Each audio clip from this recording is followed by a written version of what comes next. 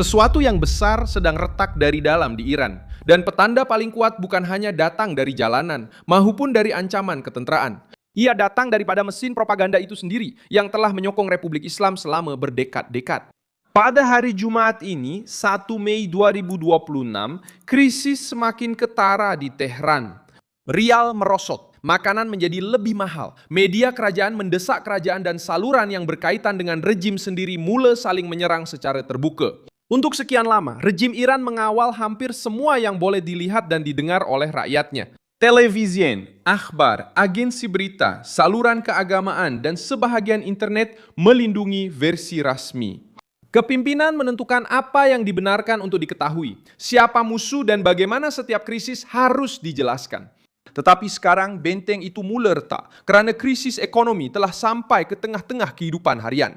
Saya akan ceritakan semua itu kepada Anda, tetapi sekarang Anda pasti mahu melanggan saluran ini untuk terus mendapat maklumat terkini. Maklumat masa nyata dengan kualiti kewartawanan terbaik yang pernah dilihat dalam standard credibility. Milson Alves titik paling sensitif adalah mata wang, di mana dolar kini bernilai kira-kira 1.8 juta rial menurut maklumat yang tersebar dalam berita antarabangsa. Di atas kertas, ini menjadikan sesiapa sahaja yang memiliki dolar sebagai jutawan di Iran. Dalam kehidupan sebenar, ia bermakna kehilangan nilai. Pasaran menjadi lebih mahal dan gaji semakin mengecil. Penduduk tidak mengukur krisis melalui ucapan politik, tetapi mengukurnya melalui harga telur, roti, beras, ubat-ubatan, dan pengangkutan.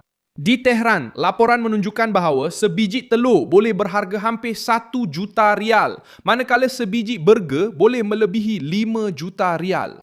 Pada masa yang sama, sebahagian ketara dalam kalangan penduduk hidup dengan pendapatan bulanan sekitar 200 juta rial. Nombor itu nampak besar, tetapi inflasi menelan semuanya. Apabila keperluan asas naik dengan kadar sebegini, propaganda menjadi kurang berkesan. Rakyat mungkin mendengar kerajaan menyalahkan musuh luar, tetapi mereka dapat melihat kejatuhan apabila sampai di pasar. Krisis menjadi lebih teruk kerana sebahagian besar makanan yang dimakan di Iran bergantung kepada import. Anggaran yang disebut oleh pakar menunjukkan bahawa antara 50% hingga 70% makanan datang dari luar negara. Dengan mata wang yang lemah, barangan import menjadi lebih mahal. Peniaga membayar, memindahkan kos tersebut dan keluarga biasa mengurangkan penggunaan. Walaupun tekanan dari luar berkurangan, kerosakan pada kuasa beli tidak akan hilang dengan cepat. Dalam suasana inilah, media milik kerajaan mula menunjukkan tanda-tanda keletihan yang luar biasa. Pengacara dan suara-suara yang berkaitan dengan sistem mula menuntut penjelasan mengenai inflasi, harga, dan kekurangan kawalan. Ini tidak bermakna media bebas. Ia bermakna kumpulan dalam kuasa sendiri sedang menggunakan televisyen dan akhbar untuk menuding kesalahan kepada pesaing dalaman. Rezim itu cuba menunjukkan perpaduan, tetapi alat-alatnya sendiri sudah menunjukkan perpecahan. Pertelingkahan yang paling jelas muncul antara saluran seperti Tasnim News dan Raja News. Kedua-duanya berkaitan dengan pihak rejim, tetapi mendukung pendekatan yang berbeza. Tasnim kelihatan lebih rapat dengan pihak yang menerima rundingan dengan Amerika Syarikat untuk mengelakkan perang terbuka yang baru. Raja News mewakili garis yang lebih keras, selari dengan kumpulan yang menolak sebarang konsesi dan menganggap sebarang kemunduran sebagai kelemahan. Pertikaian itu telah keluar dari belakang tabir dan kini muncul dalam editorial serta serangan secara terbuka. Perkara ini serius kerana ia menunjukkan bahawa rejim bukan sahaja membincangkan ekonomi tetapi juga membincangkan soal kelangsungan hidup. Sebahagian daripada golongan elit mahu berunding untuk membeli masa, manakala sebahagian lagi mahu bertindak tegas demi menjaga imej kekuatan. Kedua-dua pilihan ini mempunyai kosnya. Jika Teheran terlalu banyak berunding, ia akan kelihatan seperti tunduk kepada tekanan. Tetapi jika menolak semuanya, risiko sekatan, pengasingan dan serangan tentera akan meningkat. Di tengah-tengah tekanan ini ialah Ali Khamenei. Pemimpin tertinggi itu masih memegang kuasa, tetapi situasi sekarang mendedahkan krisis keyakinan di peringkat tertinggi sistem. Perang baru-baru ini, kejatuhan mata wang dan perdebatan mengenai konsesi telah membuka ruang kepada puak-puak yang sudah memikirkan masa depan rejim. Ia bukanlah satu perpecahan yang diisytiharkan, tetapi ia adalah satu retakan yang jelas bagi sebuah sistem yang bergantung pada gambaran seolah-olah membuat konsesi. Ini adalah satu tamparan hebat. Tekanan dari Amerika Syarikat telah meningkatkan kemerosotan ini. Komando Pusat Amerika dikatakan telah meminta Pentagon untuk mendapatkan akses kepada peluru berpandu hipersonik Dark Eagle, yang di sini dipanggil sebagai helang hitam. Senjata ini masih belum digunakan dalam pertempuran sebenar, dan ia muncul sebagai tanda bahawa Washington masih mengekalkan pilihan ketenteraan terhadap sasaran Iran. Pesanan itu adalah jelas. Jika Teheran menggunakan rundingan hanya untuk membeli massa, ia boleh keluar dari landasan diplomatik. Perkara ini mempengaruhi strategi Iran. Selama bertahun-tahun, rejim itu menggunakan peluru berpandu, milisia, ancaman di Teluk Parsi dan program nuklear sebagai alat tekanan. Logiknya adalah untuk mencipta ketakutan yang cukup bagi mendapatkan konsesi. Kini Amerika Syarikat nampaknya bersedia untuk membalikkan keadaan. Rumah Putih menuntut hak sebenar terhadap program nuklir dan tidak menerima perjanjian yang mengekalkan sifat asalnya. Para arma atômica. Perkara ini, rundingan, telah menjadi perangkap untuk Teheran. Kerajaan Iran boleh menawarkan beberapa pengunduran, tetapi cuba mengekalkan alat tekanan. Trump telah menjelaskan bahawa tidak akan ada perjanjian jika rejim itu berkeras untuk mengekalkan ruang bagi senjata nuklear. Bagi Khamenei, menerima perkara itu bermakna mengakui kekalahan strategik. Namun, menolak akan terus membiarkan rakyat dalam krisis ekonomi dan meningkatkan risiko tindakan ketenteraan baharu.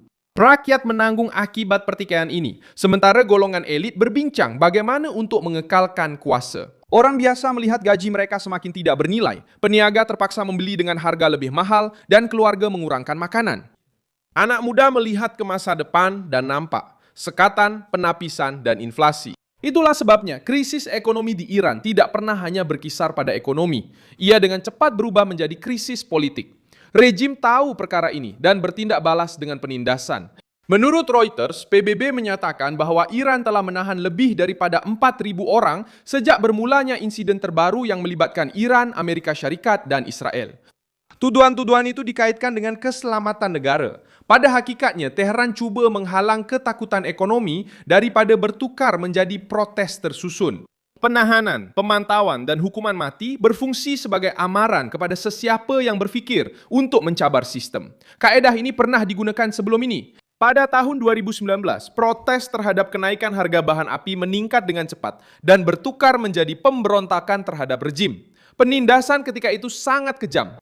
Reuters melaporkan pada masa itu, anggaran sekitar 1.500 orang terbunuh dalam masa kurang daripada 2 minggu. Pengajaran itu tersemak dalam kalangan pihak berkuasa Iran. Apabila harga naik terlalu tinggi, rakyat di jalanan boleh menukar tuntutan mereka dalam masa beberapa jam sahaja. Sejarah Iran membantu mengukur risiko ini. Revolusi 1979 telah menjanjikan keadilan, kemerdekaan, dan maruah. Lama-kelamaan, sistem itu memusatkan kuasa di tangan pemimpin agama, pasukan keselamatan, dan kumpulan ideologi. Kerajaan yang kononnya bercakap bagi pihak rakyat akhirnya membina satu struktur yang takut kepada rakyat sendiri. Negara-negara lain juga menunjukkan corak yang serupa. Kesatuan Soviet kelihatan kuat dari luar dengan propaganda, perkhidmatan keselamatan, dan ucapan tentang keagungan. Tetapi ekonomi yang lemah, perang di Afghanistan, dan perpecahan dalaman telah melemahkan sistem itu.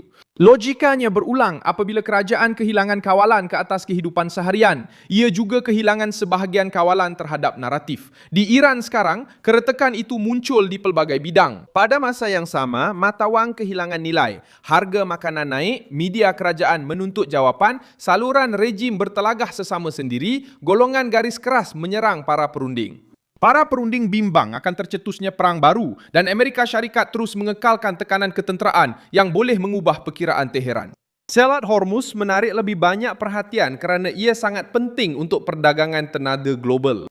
Rejim itu cuba menggunakan laluan ini sebagai kad tekanan, tetapi ancaman itu berisiko. Jika Teheran bertindak keterlaluan, ia boleh mencetuskan reaksi ketenteraan yang lebih kuat. Jika ia berundur, ia kehilangan sebahagian daripada imej ketahanan yang dijual kepada sekutunya. Kepimpinan Iran masih bercakap dengan nada mencabar. Tetapi isyarat dalaman menunjukkan cerita yang berbeza. Khamenei mungkin boleh mengekalkan retorik kawalan. Namun, mata wang, harga-harga dan pertelingkahan di media rasmi menunjukkan tanda-tanda kemerosotan apabila sekutu-sekutu mula saling menuduh secara terbuka. Krisis ini sudah melepasi fasa kabar angin. Ia telah memasuki fasa perebutan pengaruh, saling menyalahkan dan perjuangan untuk terus hidup secara terbuka.